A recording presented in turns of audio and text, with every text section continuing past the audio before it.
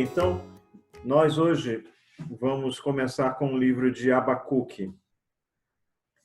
E é um livro que, durante a apresentação, vocês vão ver que tem tudo a ver conosco, com a situação que nós estamos vivendo, a situação que nós estamos passando, o momento que o Brasil e o mundo enfrentam. Esse livro certamente vai trazer grande edificação às nossas vidas. Então, vamos lá. Livro de Abacuque, vivendo acima das circunstâncias. Bom, Abacuque, vamos começar dando uma olhada no conteúdo do livro. Bom, esse é o conteúdo do livro. O que é interessante nesse livro, que é o seguinte: são apenas 3 capítulos, e em nenhum momento o profeta fala sobre a cidade de Nínive, que era a capital da Síria, né? Então, se ela era a capital da Síria e ela, em momento nenhum, ela é mencionada, significa que, nesse período, ela já não existia mais. E se ela já não existia mais, no mínimo, então, nós temos aí que o livro de Abacuque foi escrito depois de 612, porque em 612 a.C., Nínive já havia sido destruída. A Síria já não era mais a superpotência que era. E aí outra informação interessante que aparece é que nós vemos também que há uma referência ao pecado do povo de Judá, o que indica que isso o profeta deve ter escrito depois de um grande avivamento que foi processado pelo rei Josias aqui. O rei Josias, o rei Josias, ele realizou uma grande reforma administrativa, espiritual na cidade. Como o livro foi escrito já depois desse avivamento, dessa reforma religiosa, significa que foi um período depois de Josias. Portanto, esse livro tem que ter sido escrito também depois do ano 609, que é quando Josias fez essa revolução espiritual. E a terceira dica que nos é dada, para que a gente possa situar o livro dentro da questão do tempo, é que Abacuque faz uma referência a uma invasão ao reino de Judá pelos caldeus, que são os babilônicos. E isso aconteceu em 605. Em 605, isso aconteceu quando, então, quando o rei Joaquim era o rei em Judá. E Joaquim viveu aí, reinou a partir de 605. Bom, o que a gente pode entender, então, dessa situação toda? É que, certamente, o livro deve ter sido escrito aí entre os anos 607, ou seja, mais ou menos entre 607 a 588, ou seja, 2 anos antes da Babilônia ser conquistada. Ou da Babilônia ser conquistada, não, de Judá ser conquistado pela Babilônia. Então, a gente está aí, irmãos, no livro de Abacuque, o profeta profetizando pelo menos uns 2 anos antes da destruição completa do reino de Judá, que é o reino sul. O reino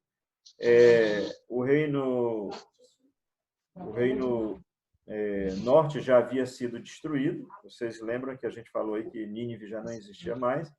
E agora todas as forças da Babilônia, que é a grande potência, está sendo voltada para o reino sul, que é o reino de Judá. Então, o Abacuque está escrevendo aí pelo menos 2 anos antes dessa destruição. Ele está no limiar de uma catástrofe que se abateria sobre a cidade de Judá, sobre o reino de Judá, melhor dizendo, em que muitas vidas seriam mortas, muitas mulheres seriam estupradas, homens seriam enforcados, muitos seriam levados cativos, o templo seria destruído, seria queimado, as muralhas seriam derrubadas, os portões seriam queimados, uma destruição em massa, generalizada, uma grande catástrofe que se abateria, então, sobre a cidade, sobre o reino de Judá, que era o reino sul, e o profeta está aí há 2 anos antes disso. Então, o clima do que está acontecendo é algo assim impressionante. Só que, mesmo o profeta vivendo 2 anos antes, para a nação de Judá, eles estavam vivendo como se nada fosse acontecer, como se tudo estivesse bem e tal. E aí vem o profeta com a profecia que Deus deu a ele. Então, a gente já viu que o livro de Abacuque foi escrito 2 anos, mais ou menos 2 anos antes da grande invasão de Judá, que foi feito pela Babilônia. Então, o próximo passo é a gente ver a divisão do livro. Como é que o livro foi dividido? Vamos lá.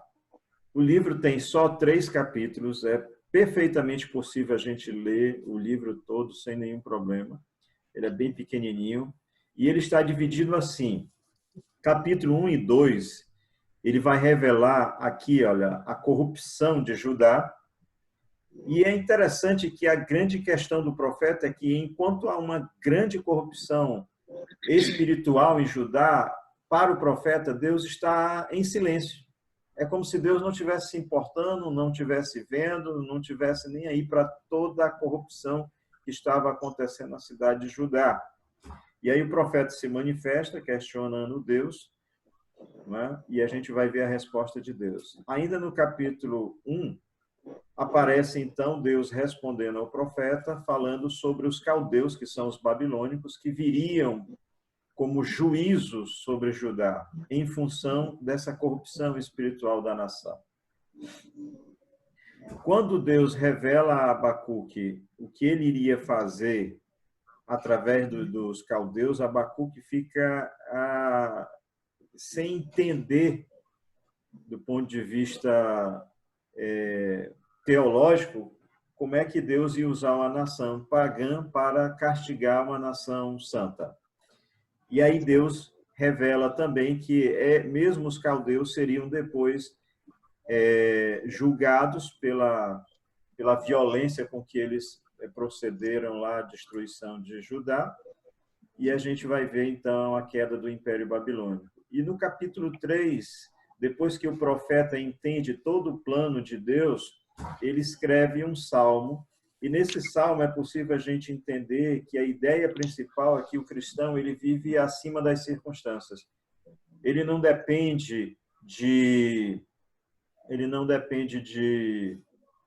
que tudo esteja bem para que ele viva uma fé sincera, verdadeira no Senhor Deus. Não, ele, independentemente das circunstâncias, ele deve viver uma vida de intimidade com Deus, entendendo que o Senhor está no controle de todas as coisas. Essa é a máxima do livro.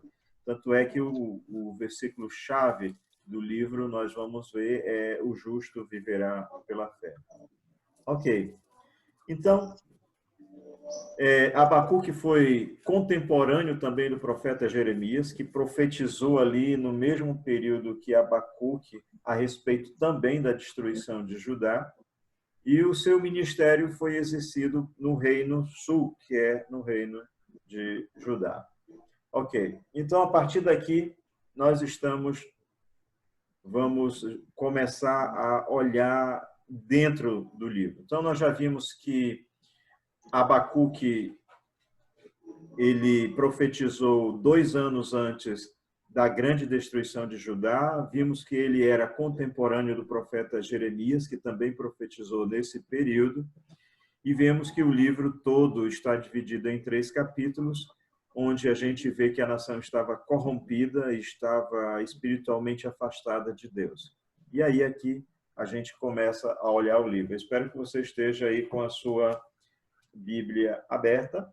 De qualquer forma, caso você não tenha como fazê-lo, eu estou projetando na tela aqui todos os textos do livro. Ok, vamos lá.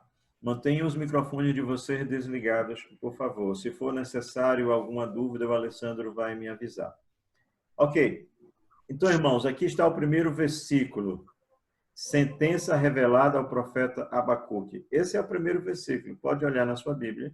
Está escrito exatamente assim. Sentença revelada ao profeta Abacuque. E já por esse primeiro versículo, a gente pode aprender algumas coisas aqui. Primeiro,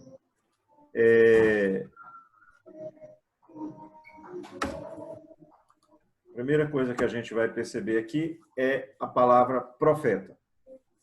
Abacuque era um profeta. Agora, o que é interessante é que, além disso, não tem nenhuma outra informação sobre ele. Ele aparece como profeta aqui no primeiro versículo, só. Não diz de quem ele era filho, não diz onde ele vivia, não diz onde ele morava, nada. Só o fato de que ele era profeta.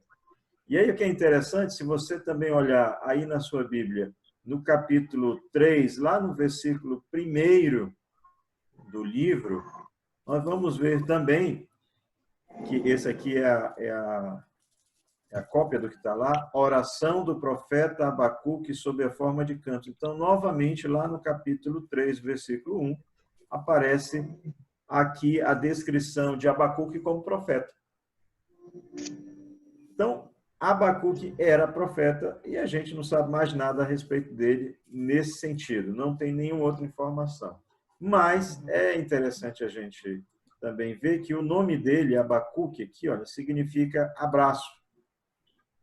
O nome de Abacuque significa abraço. E a gente vai perceber no final do livro que esse nome é bem significativo, porque é como se Deus, em meio a toda aquela destruição que vai se abater sobre a cidade de Judá, sobre o reino de Judá, ao final eles vão entender que Deus está no controle de todas as coisas. E aí a gente vai poder perceber que é como se Deus estivesse dando um abraço na nação. Só um instantinho, irmãos. Oi, mãe. Hã? Está aqui no quarto. Tá, veja aqui com ela, por favor. Dani, atende aqui a mãe, por favor. Desculpe aí, irmão. Desculpe aí que a gente está ao vivo aqui, né? Então... Ricardo, só aproveitando, o irmão Sérgio Meleiro observou bem, a referência está HB e é HC, Abacuque. Ah, falou, Sérgio. Muito obrigado aí pela sua... Para não confundir os irmãos, tá? Muito obrigado, meu irmão. HC, né? Que não é Henrique Cardoso, né? Abacuque. Obrigado, Sérgio. Falou, meu irmão. Mas vai aparecer a HB em todo o período aí. Traduzam, tá bom? Bom, então, a gente já viu que na primeira sentença, Abacuque é um profeta, e lá no capítulo 3, versículo 1, também é dito que ele é profeta, e é o que a gente sabe sobre ele. Mas também sabemos que o nome dele significa abraço, porque lá no final, no último capítulo, a gente vai ver que é como se Deus estivesse, apesar de todas as circunstâncias, abraçando o povo e conduzindo todas as coisas em vitória, apesar da grande destruição que aconteceu. Mas depois eles foram redimidos. Bom, outra coisa interessante aqui, nesse primeiro versículo, é essa palavra sentença. Sentença aqui em verde. Porque sentença dá a ideia de que é um juízo, dá a ideia de que é uma decisão judicial de Deus sobre a nação de Judá, em função da desobediência, do abandono, do descaso, da violência, da corrupção, em função do distanciamento espiritual da nação de Deus. Então, uma sentença. Mas essa palavra também aparece em algumas outras traduções como peso. Aqui, ó, como peso.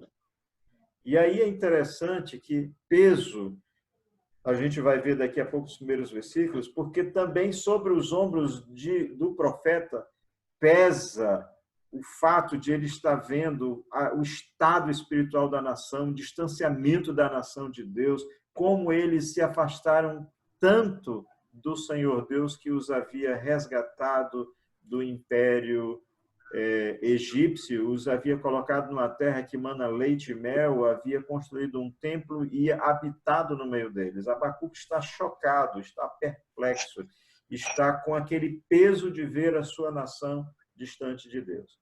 Muito bem, então nesse primeiro versículo a gente aprendeu que Abacuque é um profeta, a gente aprendeu que o nome dele significa abraço, a gente aprendeu também que a palavra sentença pode ser traduzida aí por peso, ok? Maravilha. Vamos continuar, então. Aqui começa o drama do livro. A insatisfação do profeta com o silêncio de Deus. Aqui são os versículos. Aqui vamos começar do versículo 2. Acompanhem na sua Bíblia. O profeta diz: até quando, Senhor, clamarei eu e tu não me escutarás? Gritarei violência e não salvarás? E ele diz: por que me mostras a iniquidade e me fazes ver a opressão? Pois a destruição e a violência estão diante de mim, há contendas e o litígio se suscita. Por esta causa, a lei se afrouxa e a justiça nunca se manifesta, porque o perverso cerca o justo, a justiça é torcida. Então, veja o peso que está sobre os ombros do profeta. Ele está indignado, porque tudo está acontecendo, eles estão ali no limiar de uma grande catástrofe. Aqui no versículo, nesses 4 versículos, a gente vai ver algumas palavras que mostram a situação que a nação estava vivendo, e o profeta está dizendo: onde estás tu, Senhor? Porque tu estás silente em meio a todas essas situações. E aí a gente vai começar a destacar aqui algumas palavras para você ter uma ideia. Por exemplo, tu não me escutas. Olha como o profeta diz. É como se Deus não tivesse nem aí para o clamor dele. E ainda aqui no versículo 2 ele diz: e não salvarás. Deus está silente nessa situação toda do ponto de vista do profeta. Olha a outra palavra que aparece no versículo 3. Opressão, iniquidade, destruição. Que mais que aparece aqui? Vou voltar aqui só para a gente ter uma ideia. Violência, contendas, litígios. E aqui embaixo a gente vai ver o resultado de tudo isso. Então o profeta está dizendo: Senhor, está acontecendo iniquidade, opressão, destruição, violência, contenda, litígio, e tu não me escutas. Eu estou gritando, eu estou clamando, e tu estás silente, apesar de todas essas situações. E aí no versículo 4, ele entende que, em função de tudo isso que está acontecendo, a lei se afrouxa. O que significa a lei se afrouxa? Significa que a lei já não faz mais justiça. Tanto é que ele diz que a justiça nunca se manifesta. E ele diz também que o perverso cerca o justo e a justiça é torcida. Ou seja, o inocente é culpado e o culpado é inocentado. Esse é o estado da nação de Judá. E o profeta está indignado, dizendo: Deus, tu estás vendo tudo isso, tu estás me revelando tudo isso, tu estás me mostrando tudo isso, mas o que tu vais fazer? O que tu vais fazer sobre isso? Então a gente vê que Abacuque é como Jó. Jó questiona Deus. Deus, por que eu estou passando por tudo isso se eu não estou em pecado, se eu sou um homem justo, se eu ando em santidade na tua presença? Ou como Gideão, que quando Deus se apresenta a Gideão e diz: Gideão, homem de Deus, homem forte, e Gideão diz: bom, se tu és conosco, Senhor, então por que a gente está passando todas essas invasões do inimigo? Eu estou tendo que malhar o trigo no local que era para fazer espremer as uvas para fazer vinho, ou seja, fazendo isso escondido. Então, a indignação de Jó, a indignação de Gideão, e aqui a indignação de Abacuque, que acha que Deus está silente em todas essas situações. Esse é o clamor do profeta. E aí vem aqui a resposta de Deus a partir do versículo 5. Deus, então, vai responder ao profeta, ao questionamento do profeta, e ele vai responder da seguinte forma. E é impressionante aqui, irmãos. Acompanhem, por favor, comigo. Vede entre as nações, olhai, maravilhai-vos e desvanecei, porque realizo em vossos dias obra tal que vós não crereis quando vos for contada. Vamos dar uma paradinha aqui. Olha só, o que Deus está dizendo para o profeta. Tu queres que eu responda? Eu vou te responder. Então te prepara. O que eu vou fazer é algo tão impressionante, tão impactante. É um juízo tão definitivo sobre a nação de Judá que eu vou contar isso e vocês não vão acreditar. E o que seria tão catastrófico assim que Deus estaria revelando ao profeta a partir daquele momento? Acompanhe comigo aqui no versículo 6. Ele diz, pois eis que suscita os caldeus são os babilônios, nação amarga e impetuosa, que marcha pela largura da terra para apoderar-se de moradas que não são suas. Eles são pavorosos e terríveis, e criam eles mesmos o seu direito e a sua dignidade. Os seus cavalos são mais ligeiros do que os leopardos, mais ferozes do que os lobos ao anoitecer, são os seus cavaleiros que se espalham por toda parte. Sim, os seus cavaleiros chegam de longe, voam como águias que se precipitam a devorar. Eles todos vêm para fazer violência. O seu rosto suspira por seguir avante. Eles reúnem os cativos como areia. Eles escarnecem dos reis. Os príncipes são objetos do seu riso. Riem-se de todas as fortalezas, não importa o tamanho das muralhas, das cidades, eles sempre destroem, porque amontoando terra, as tomam. Então, passam como passa o vento e seguem. Fazem-se culpados estes, cujo poder é o seu Deus. Agora, acompanhe comigo aqui para você perceber a força do juízo que Deus está dizendo que vai trazer sobre a nação de Judá. Olha aqui, nessa partezinha pontilhada. Realizo em vossos dias obra tal que vós não crereis quando vos contar. E aí, olha o que ele fala. Esses caldeus são nação pavorosos, eles são pavorosos e terríveis, a nação toda. Ele também diz aqui embaixo, ele compara os cavalos deles como leopardos, são muito velozes. Ele também diz aqui que os cavaleiros, eles são como lobos, não é? Lobos. E aqui mais embaixo, ele compara a forma como eles atacam, como a forma que a águia ataca, que ela chega de repente e num repante ela pega a sua presa. E aí, aqui no final, a gente vê que o único Deus deles é o próprio poder, a própria força. Então, veja, o profeta diz, Deus, tu está em silêncio. Aí Deus vem e diz, não, eu vou trazer juízo sobre a nação, eu vou trazer uma nação de longe, essa nação é violenta, é poderosa, é terrível, é pavorosa, não importa o tamanho das nações, não importa o tamanho das muralhas, eles conseguem vencer, eles estão por toda parte, eles estão dominando todos, eles são violentos, eles são como leopardos, na rapidez como eles chegam para destruir, eles são violentos como os lobos, e eles atacam de forma precisa como a águia. E por que Deus diz que o profeta não acreditaria? Porque essa nação tem como Deus o seu próprio poder. Ou seja, uma nação ímpia, uma nação pagã.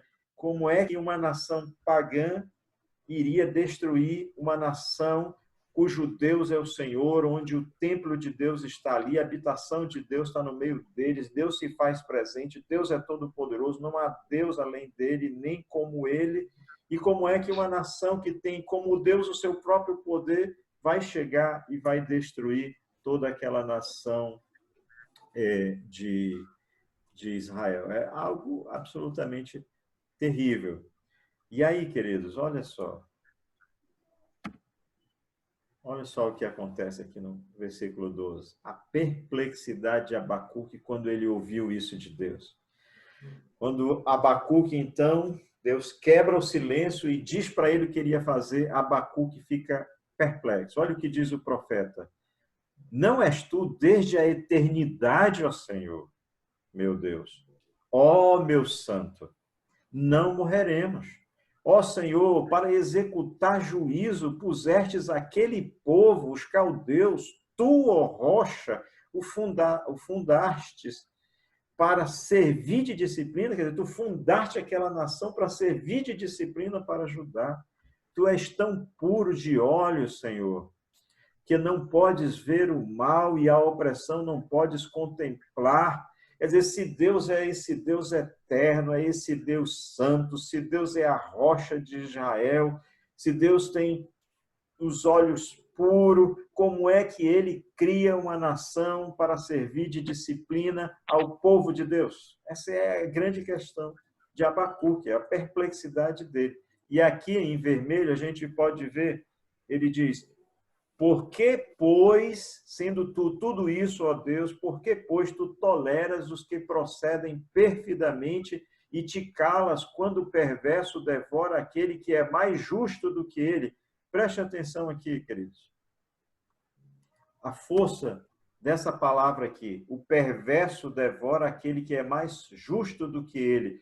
A ideia é, como é Deus, o profeta está dizendo, como é que tu, Senhor Deus, sendo santo, sendo puro, sendo eterno, sendo justo, não podendo contemplar a iniquidade, pega o perverso para punir aquele que, mesmo estando em pecado, ainda é mais justo do que aquele que vai aplicar juízo sobre ele. Então, o profeta está alarmado com a atitude de Deus em trazer uma nação ímpia, profana, cujo Deus é o seu próprio poder, uma nação violenta, uma nação bárbara, para destruir o seu próprio povo, que é um povo que, apesar de viver em pecado, é um povo que ainda é mais justo do que aquela nação que viria sobre eles. É um negócio impressionante. Aqui embaixo, já no versículo 16, assim, na parte sublinhada tem por isso, oferece sacrifício à sua rede e queima incenso à sua varredora. Por quê? Porque ele está dizendo aqui que, como eles conquistam tudo, então eles adoram aquilo que pode dar a eles o poder, que é os instrumentos de guerra. Não é?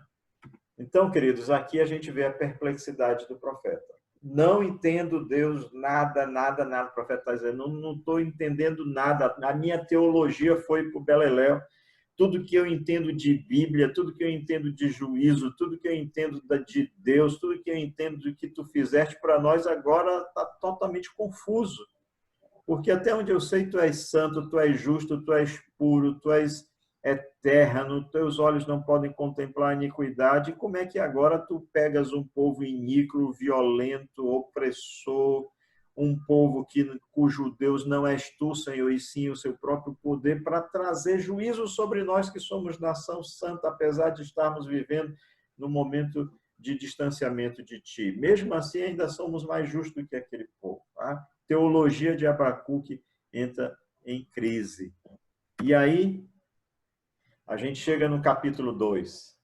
E o capítulo 2, Deus vai responder novamente àquele questionamento de Abacuque. Deus vai responder o porquê que ele vai trazer a nação de Babilônia, mas também vai responder ao questionamento de Abacuque de uma nação ímpia sendo juízo para uma nação aparentemente santa. E aí, capítulo 2, versículo 1, começa dizendo assim, Abacuque diz, por-me-ei na minha torre de vigia, colocar-me-ei sobre a fortaleza e vigiarei para ver o que Deus me dirá e que resposta eu terei à minha queixa. E agora, Deus, eu quero que o Senhor me responda. Quero que o Senhor me responda como é que uma nação ímpia vai trazer e vai fazer juízo sobre uma nação santa. Me responda, eu vou ficar aqui de plantão. Vou ficar aqui na torre, olhando para os céus, até que tu me respondas. É muito forte, né? Abacuque era muito questionador. Aí vem a resposta do Senhor a partir do versículo 2. E a resposta de Deus, irmãos, é tremenda. Olha o que o Senhor diz. O Senhor me respondeu e disse. Aí vem a resposta de Deus. Escreve a visão, grava sobre tábuas para que a possa ler até quem passa correndo. Até quem passa correndo pode ver, pode ler o que Deus vai fazer. Ora, quem passa correndo ler, isso já não é mais um livro, isso é um outdoor, né? Deus mandou o profeta fazer um outdoor, não é? É uma propaganda enorme do que ele iria fazer. E aí diz assim, ó, porque a visão ainda está para cumprir-se no tempo determinado, não é para agora, não é para já, mas vai acontecer. Mas se apressa para o fim e não falhará. Se tardar, espera-o, porque certamente virá, não tardará.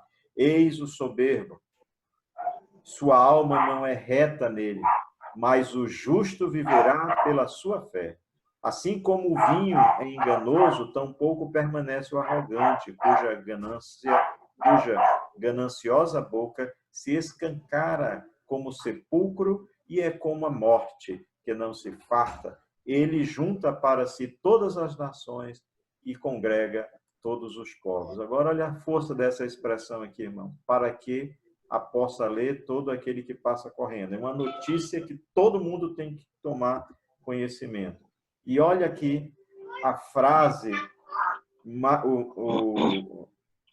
mas o justo viverá pela fé. Esse livro de Abacuque não é muito conhecido, mas essa frase aqui dele, ela é repetida no livro de Romanos. Toda a estrutura teológica do livro de Romanos está alicerçada sobre essa frase, o justo viverá pela sua fé. Paulo vai repetir essa frase lá no livro de Gálatas, e o autor do livro de Hebreus vai fundamentar também a justificação pela fé em cima deste versículo de Abacuque, o justo viverá pela fé. Além disso, foi em cima desse versículo que Deus salvou a Martinho Lutero, homem que foi usado para realizar a reforma na igreja.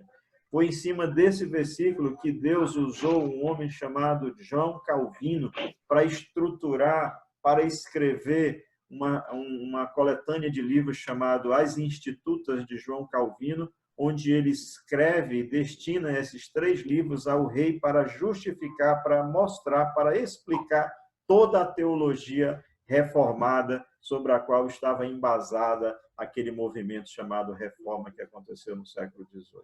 Irmãos, impressionante. Aqui está a base de toda a nossa justificação pela fé. Bom, irmãos, mantenham os microfones de vocês desligados para que a gente consiga continuar a aula aqui. Senão, quando fizer algum barulho, os irmãos vão aparecer na tela. Tá bom? Ok. Muito bem. Vamos lá. Então, aqui vocês veem que Deus começa, então, a responder o profeta. Ele diz, olha, fica calmo, fica tranquilo, de fato vem juízo, mas o soberbo de alma, esse não vai passar impune. O que Deus, então, vai revelar a partir daqui, que a gente vai ver aqui a partir do versículo 6, é que Deus vai julgar a nação que vai ser usada para levar juízo sobre a nação de Judá. Ou seja, Judá vai ser julgada, mas a Babilônia também vai ser julgada. Babilônia também vai ser condenada pela sua violência. E aí, nesses capítulos aqui, no capítulo 2, Deus vai trazer 5 ais sobre essa nação babilônica. Ele diz, não levantarão, pois, todos estes contra ele um provérbio, um dito zombador, dirão. Aí vem o que Deus vai fazer contra aquela nação. Ele diz, ai daqueles que acumulam o que não é seu. Até quando? E daquele que a si mesmo se carrega de penhores, ou seja, de pessoas que estão necessitadas, vão até a certas pessoas e elas emprestam dinheiro, mas eles têm que dar os penhores, né, joias, às vezes empenhoram os próprios filhos, a própria vida. Não se levantarão de repente os teus credores, ou seja, de repente tu vai ser cobrado disso. E não despertarão os que te hão de abalar, tu lhes servirás de despojo, visto como despojartes a muitas nações, todos os mais povos te despojarão a ti por causa do sangue dos teus homens e da violência contra a terra, contra a cidade e contra todos os seus moradores. Aí vem o segundo ai. Ai daqueles que ajuntem em sua casa bens mal adquiridos, não é? Em violência, em engano, em injustiça, para pôr em lugar alto seu ninho, a fim de livrar-se das garras do mal. Vergonha maquinartes para a tua casa, destruindo tu a muitos povos, pecartes contra a tua alma, porque a pedra clamará da parede e a trave lhe responderá do madeiramento. Preste atenção. A pessoa que construiu uma casa enorme, um palácio, fruto de dinheiro adquirido de forma inadequada. Aí o que Deus está dizendo é o seguinte: olha, a casa que tu construiu, as paredes são testemunhas contra ti. As madeiras dos vigamentos da casa são testemunhas contra ti. Quando tu olhas para essa suntuosidade onde tu vives, tudo isso aqui é testemunha contra a tua própria vida. Então, nação de Babilônia era uma nação suntuosa. Os jardins suspensos de Babilônia era uma das 7 maravilhas do mundo de então. Era algo espetacular. Então, Deus está dizendo, toda essa grandeza é testemunha da forma como tu adquiristes por meio de iniquidade e violência. Então, vem o outro ai e diz, ai daquele que edifica a cidade com sangue, com violência e a fundamenta com iniquidade. Ele diz, não vem do Senhor dos exércitos que as nações labutam para o fogo e os povos se fadiguem em vão? Pois a terra se encherá do conhecimento da glória do Senhor, como as águas cobrem o mar. Então o Senhor está dizendo, ó, ai daqueles que edificam a cidade com sangue e a fundamenta com iniquidade. Mas o Senhor diz, não vem do Senhor dos exércitos que as nações labutam para o fogo e os povos se fadigam em vão. Tudo isso que tu fizestes para te enriquecer será em vão, porque o que vai acontecer é que a terra se encherá do conhecimento do Senhor. Aí vem o outro ai e diz, ai daqueles que dá de beber ao seu companheiro, misturando a bebida, o seu furor, e que o embebeda para lhe contemplar as vergonhas. Serás aí, eu acho que eu repeti o versículo aqui. Serás cidade e contra todos os seus moradores, que aproveita o ídolo, visto que o seu artífice o esculpiu,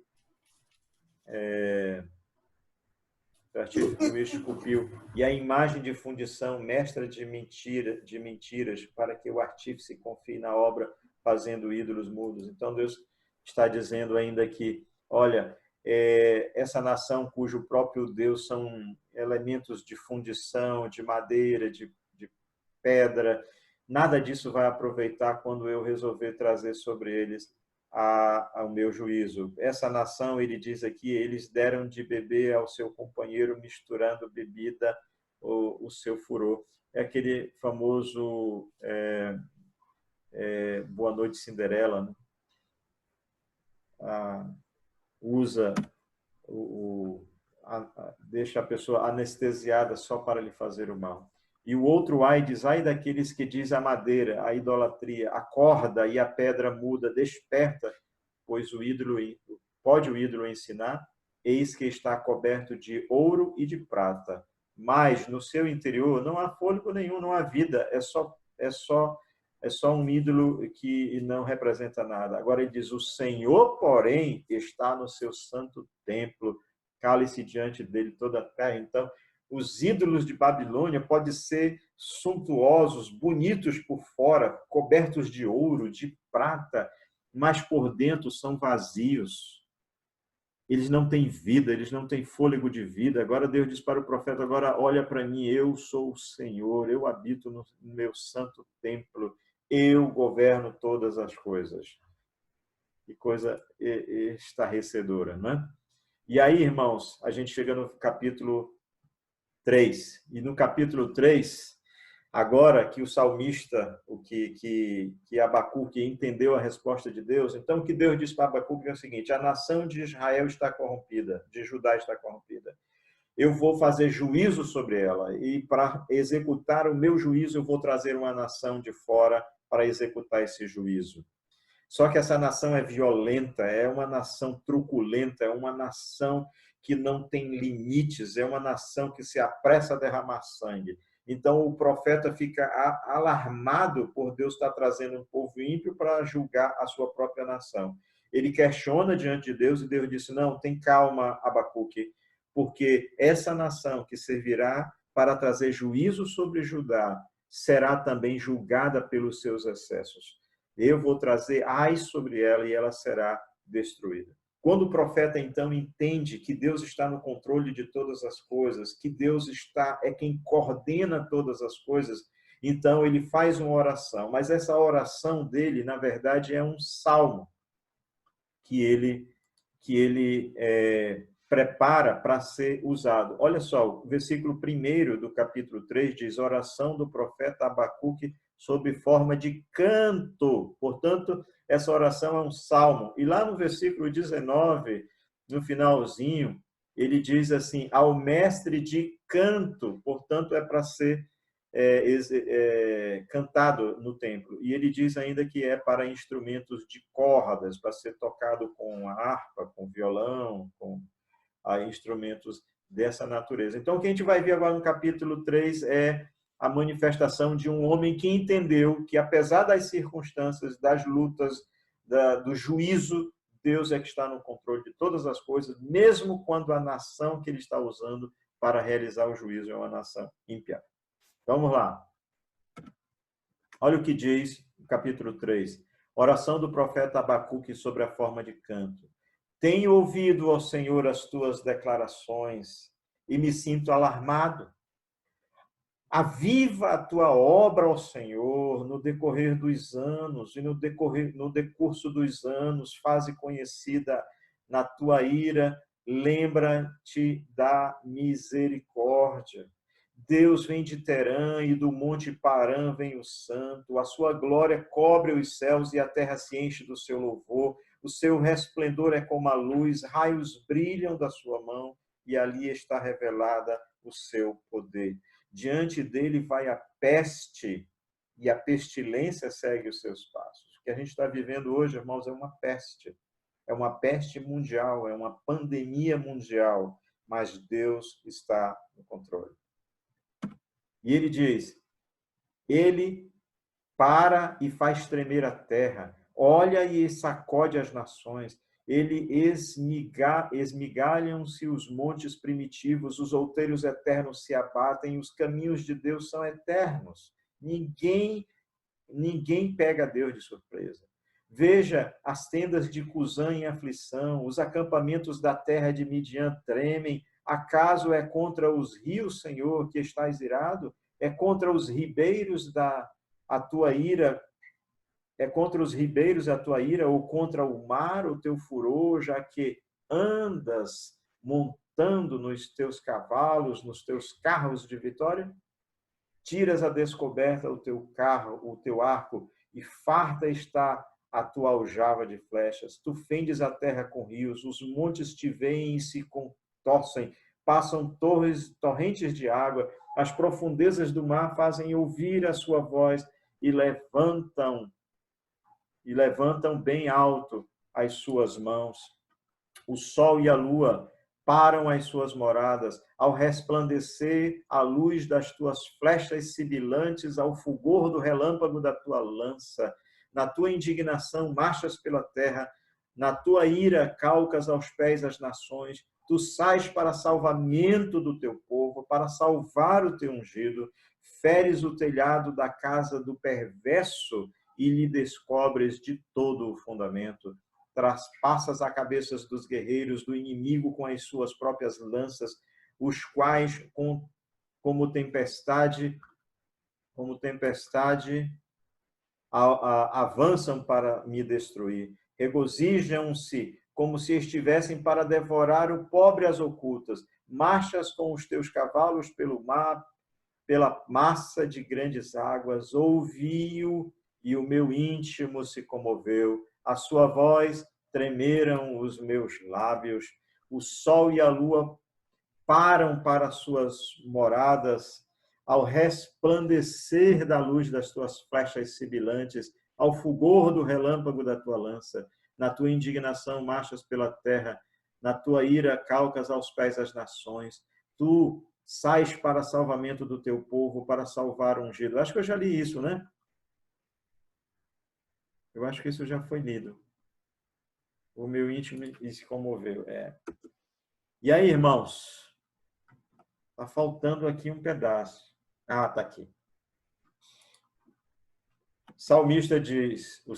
O profeta diz: ainda que a figueira não floresça, nem haja fruto na vide, e o produto da oliveira minta, não nasça, não cresça, não reproduza, e os campos não produzam mantimentos, as ovelhas sejam arrebatadas do aprisco e nos currais não haja gado, ou seja, pode estar tudo se deteriorando a meu lado, tudo desabando. No versículo 18 diz: todavia eu me alegro no Senhor, exulto no Deus da minha salvação. O Senhor Deus é a minha fortaleza e faz os meus pés como a corça e me faz andar altaneiramente.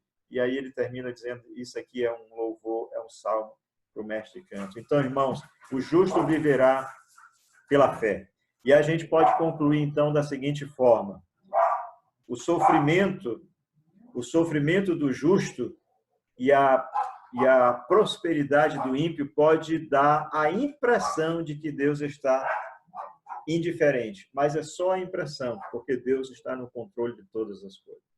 O sofrimento do justo, ele é temporário, mas o sofrimento do ímpio é final. No caso da Babilônia ali, que seria destruída completamente, enquanto que Judá seria oprimida por um tempo para juízo, mas seria resgatada. Terceiro, o sofrimento do justo é terapêutico. Deus usa para abençoar, Deus usa para resgatar, Deus usa para trazer a sua nação de volta à comunhão com Ele. Então, as dificuldades que você pode estar passando, as lutas que você está enfrentando, as batalhas pelas quais nós estamos todos vivendo, Deus diz: isso é terapêutico, isso é para cuidar da igreja, isso é para resgatar o mundo, a sanidade, para entender que há Deus sobre a face da terra. Agora, o sofrimento do ímpio é juízo. É a mão de Deus pesando, não é terapêutico, não, é juízo. Enquanto o soberbo é destruído pelo seu pecado, o justo viverá pela fé. Aleluia. E o justo deve viver acima das circunstâncias. Não importa o que você esteja vivendo, eu esteja vivendo, irmãos, Deus está no controle. Deus não é tomado de surpresa. Deus é soberano em todas as coisas. Aleluias. Amém. Que maravilha. É? Amém, professor. Muito obrigada pela aula. Maravilhosa. Bom dia, professor. Muito obrigada. Bom dia. Olha a quantidade de irmãozinhos aí que está na tela. Muito obrigada. Muito obrigada. Maravilhosa aula. Amém. Amém.